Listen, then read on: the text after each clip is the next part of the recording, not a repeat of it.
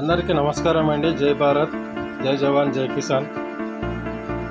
పాకిస్తాను మన మీద చేసినటువంటి ఆరోపణలు మేము చూసుకుంటాం, మేము చేస్తాం, మీ అంత చూస్తాం, మేము ఇది చేస్తాం అది చేస్తాం అన్నారు కదా. మరి ఇప్పుడు ఏమైందండి? అక్కడ తినడానికి కూడా తిండి చక్కగా లేదు. బండ్లు నడవడానికి, అక్కడ యుద్ధ ట్యాంకులు నడవడానికి కానీ, అవి ఇంకా యుద్ధ సామాగ్రిని మోసుకుపోయడానికి కానీ, డీజిల్ పోసుకోవడానికి కూడా లేదు. సరిగ్గా కొట్లాడితే ఒక్కరోజు కూడా సరిగ్గా కొట్లాడలేరు పాకిస్తాన్ వాళ్ళు. ఒకటే మన భారతీయులందరూ కోరుకునేది ఏంటంటే, ఒకటే భాగవతం నడుస్తుంది.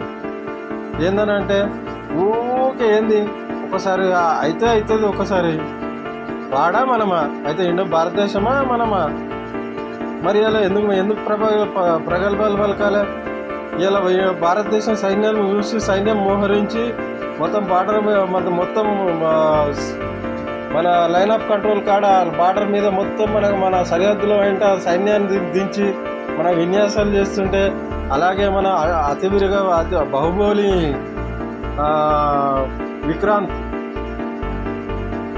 ఐఎన్ఎస్ విక్రాంత్ చూడగానే ఎందుకు గుండెలకు పులి పుడుతుంది? మరి ఎందుకని మరి కొట్లాడతాం, చేస్తాం, మేము భారత్ అంతా చూస్తాం అనేటోళ్ళు మరి ఎందుకండి వాళ్ళు సోల్జర్ మొత్తం వాళ్ళ సైన్యం రాజీనామాలు చేసిపోతున్నారు? గట్టిగా మాట్లాడిన army chief, Pakistan army chief ఎక్కడ, ఏ బంకర్లో దాక్కున్నాడు? రమ్మనండి. మొత్తం 140 కోట్ల మంది జనాభా, కనీసం ఎంత లేదన్నా 20 కోట్ల మంది గన్స్ ఇవ్వండి,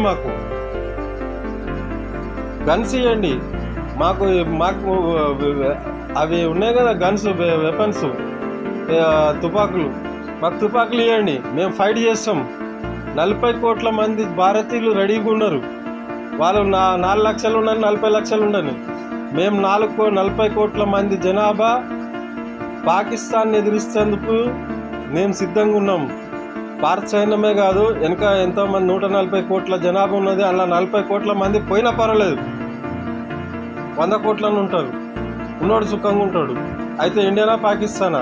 ఇది నా ఉద్దేశం. ఎందుకనంటే ఊకే ఎప్పటికి ఒకటే తిరిగి ఉంటే కలవది. నేను చెప్పినా కదా మొన్న, అతిలాప్ మంచితనం మంచిది కాదు, అతిలాప్ చెడ్డతనం కూడా మంచిది కాదని. ఇట్లా ఉంటుంది. ఇవాళ ఏమైంది? సింధు జలాలు నీళ్ళు ఆగిపోయినాయి. వాళ్ళకి ఏమైంది? గజ్జుమంటుంది, నీళ్ళు లేకొడక సత్తురు. ఎందుకే మరి మీకు యుద్ధం ప్రకటించినప్పుడు ఆలోచన చేయాలి. అది దేశం ఏం దేశం? ఇవాళ నువ్వు యుద్ధం చేస్తే నీవు పాకిస్తాన్ దీని ద్వారా హెచ్చరించేది ఏంటంటే, పాకిస్తాన్ కనుక భారతదేశంతో యుద్ధం చేస్తే 2 రోజులలో పాకిస్తాన్ అనేది కనబడి తెల్లారి మళ్ళీ సూర్యుడు చూడరు. ఎందుకంటే మొత్తం దేశాలన్నీ ఏకమైనవి. మొన్న పహల్గామ్లో చనిపోయిన దానివల్ల ఫ్రాన్స్కి సంబంధించిన వాళ్ళు, జపాన్కి సంబంధించిన వాళ్ళు ఉన్నారు, కొంతమంది విదేశీయులు కూడా ఉన్నారు. వాళ్ళందరూ కూడా ఒకటే అంటారు, మీరు యుద్ధం చేసేది ఉంటే చెప్పండి, మేము మా సైన్యాన్ని పంపిస్తామని అంటారు. సరిపోదా? భారతదేశం అంటే ఏందనేది అర్థం కాలేదా మీకు? దయచేసి చెప్తున్నా, మీకు యుద్ధం అని చేయాలనిపిస్తే చేయండి, నడవండి, ఇక చూద్దాం. మీ సంగతి ఏందో మా సంగతి ఏదో.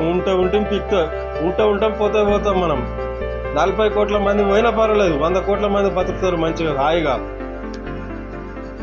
సరేనా అండి? ఆదరించండి. ఇలాంటి వీడియోలు ఎన్ని షార్ట్స్ చేస్తాను. మీ అందరికీ నా హృదయపూర్వక వందనాలు. జై హింద్, జై భారత్, జై జవాన్, జై కిసాన్.